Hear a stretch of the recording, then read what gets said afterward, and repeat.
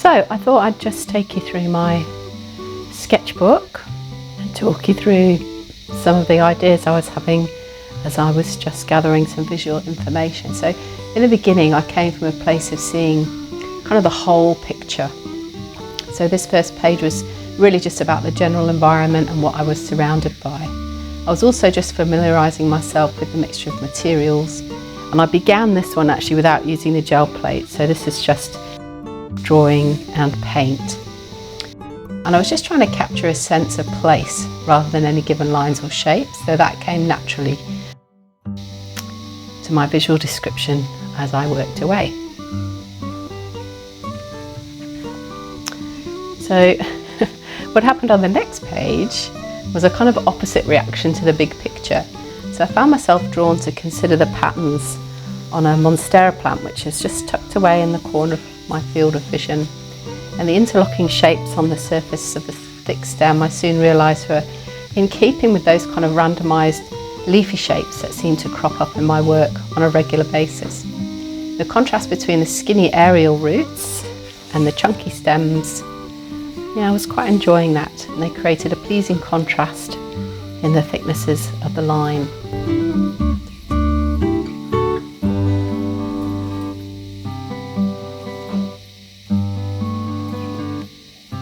So back to the big picture again, and observing the way different shapes in the foliage interacted with each other, leaving interesting kind of negative spaces. So this one began with line drawing and a single gel print, if I can find it. Might have been that one now, the leaf.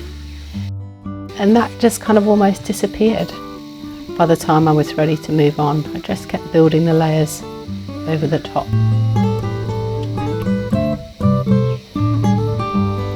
So for something a bit different for this one, I just used my small round brush to get started with making some shapes.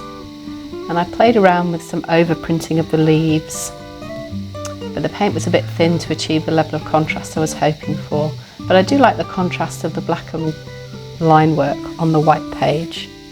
So I feel like there's some interesting little successes in that one.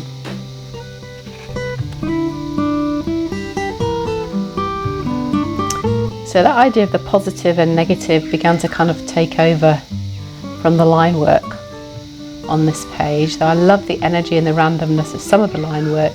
Small areas of structure began to develop with the addition of more sort of regular lines within the shapes and the stripes here and here.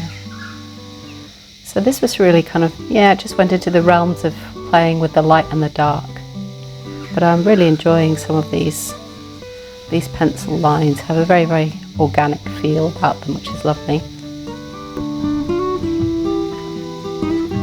And so this one, I spotted like a lotus flower seed pod, which I'm just quite captivated by their shape and their texture. So I kind of did a sort of a representational sketch of some of the texture. I just went back to the gel plate and started doing some drawings in the paint before making a print. So this area here, I think the paint was obviously quite loose and watery, and this area was a bit thicker. So yeah, and so those kind of circular elements started to pop up from the surface of the seed pod.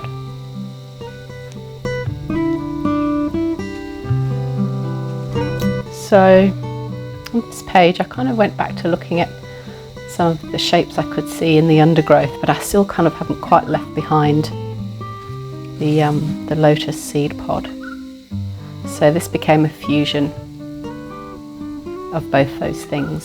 So looking very closely at something and looking at something further away, but combined within the same image. And here I've also just done some prints using a frangipani flower, which I quite like. I don't do a lot of direct printing really, but I do quite like some of the textures that have emerged there.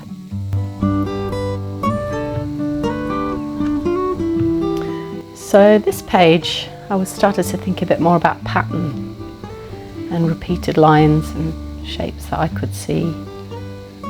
So I just began with some line drawing and blocking in some areas with the black, and then looking at what I could do with the white spaces. So just went back to adding some detail.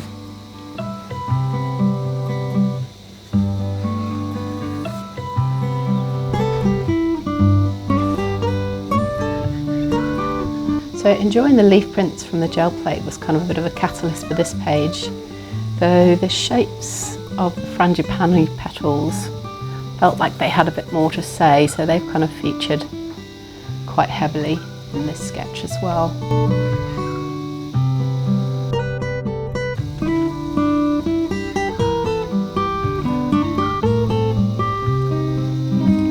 And this page ended up as quite a fusion of kind of near and far, so looking at tree trunks in the distance, and also weeping palm fronds, and going back to looking at individual leaf shapes, and mixing up using a bit of watercolour and also some grey mid-tone paint.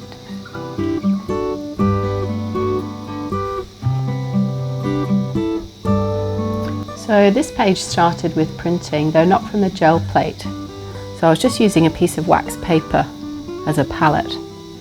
And so I was rolling out some paint on the paper and then doing some drawing into the paint and then pressing the paper face down onto the page. So I'm not sure if you can see that there. There's some interesting texture inside this black area here. So that was just kind of an alternative way to play with the idea of printing, and just using the roller to clean the roller, just making some strips here and there. So the background shapes on this page began to get a bit stronger, and I found myself thinking more about the light and dark contrast in the background shapes rather than what's happening with the line work. And this page had a bit of everything: printing, drawing and painting. There's actually quite a substantial drawing underneath there, which eventually got covered up, just looking at the frangipani tree and the branches.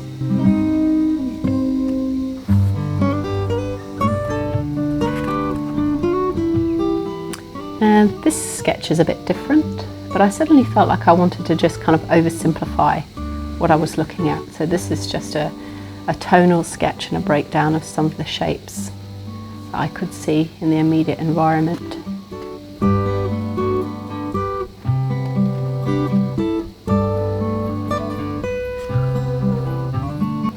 And on this page, I actually did some printing with some fern leaves, which were quite lovely and a little bit different. So this area here was just, you can see the outline of the gel plate where I've tried to print the white over the black, which has created some interesting, very, very subtle textures, but the end result wasn't as dynamic as I was hoping for.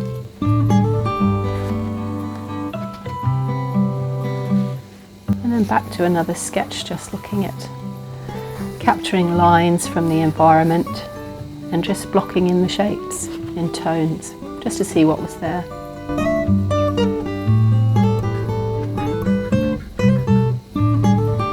So this is a print from the flower of a spider lily plant, which is actually quite lovely once it was flattened a bit. These beautiful stamens make interesting shapes, and they feel almost quite octopus-like. So I did the print and then I direct printed the leftover paint onto the page.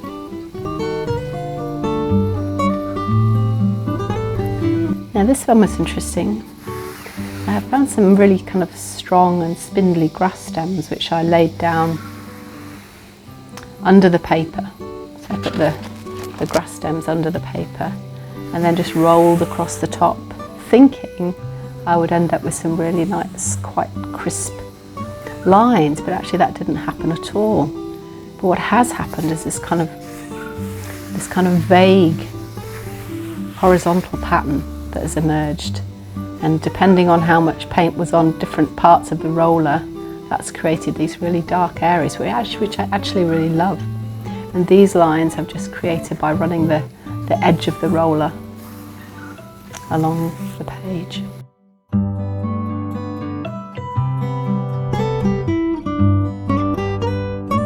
So this started off with quite a confused kind of background. I think I was doing some rolling and I tried a bit of printing, but this paper is quite thick and coarse, and even though I've gessoed the pages, you know, you can still see the texture and the weave of the paper underneath. So it all got a bit hectic there for a while, I think, this one.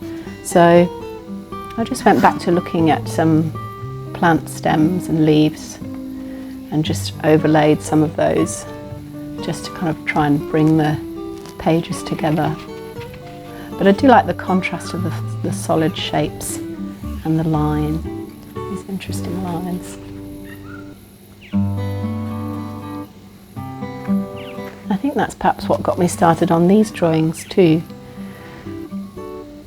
So these are just looking at some kind of water lily plants in a pond and just looking at the shapes of the leaves and not worrying about creating an accurate representation of the plant, but just capturing the visual information about the leaves and overlaying them. And actually that's a really nice series of lines which I think I could possibly use as collage material. And this one was just done with an aquarelle crayon, I think. And I enjoyed that, so I kept going, but this time just with pencil. I'm just referencing the same plant from various different angles and just capturing these lovely leaf shapes. And while I was on the subject of lines, I decided to have a go with a charcoal pencil, which I still haven't fixed actually, and just capturing lines I could see in roots and plants and stems and branches, but just kind of putting all this information down together on the same page. And then I went back to leaf printing and just having a play around with these nice big waxy leaves, just to see how much information I could pick up from the actual leaves themselves using the gel plate. So this was an interesting one. I actually started this page just by literally cleaning the gel plate. So that's just a print I've put down just to take off the excess paint from the gel plate. But in there, in the print, emerged these lines which I've actually drawn over, and this little series of dots. Now I'm not sure where they came from, but they were there. So this just took on a whole life of its own, and it went in a completely different direction. So the only real kind of reference material was what was left on the gel plate and the remnants of that leaf shape, and the rest of it just spun out from there.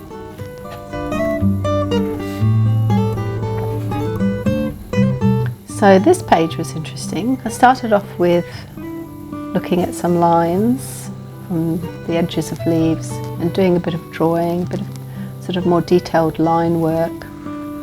And I did, I don't know, maybe half an hour of that, and I just suddenly thought, no, I need shapes. Like, I love my lines, but I really wanted shapes. So I just painted a lot of it out and came back in with the gel plate and just went from there. And actually the result I think is really lovely. I'm really enjoying it, and this nice kind of curvy line that's emerged here is rather nice too.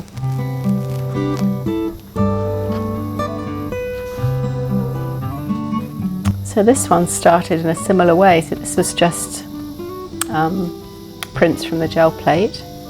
So this one, I took the gel plate and I just overlaid it onto one of the pencil charcoal drawings, just the clean plate, and that just picked up some of the line work, some of the excess charcoal. And then I rolled white paint over the top and then printed from there.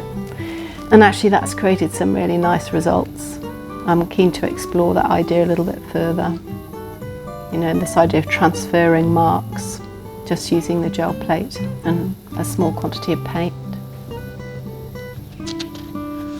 I also like the really strong darks that have appeared, that just kind of frame this sequence of blocks. In terms of a composition, that's quite good. So while I was on the subject of picking up charcoal marks, I went back to, if I can find it for you,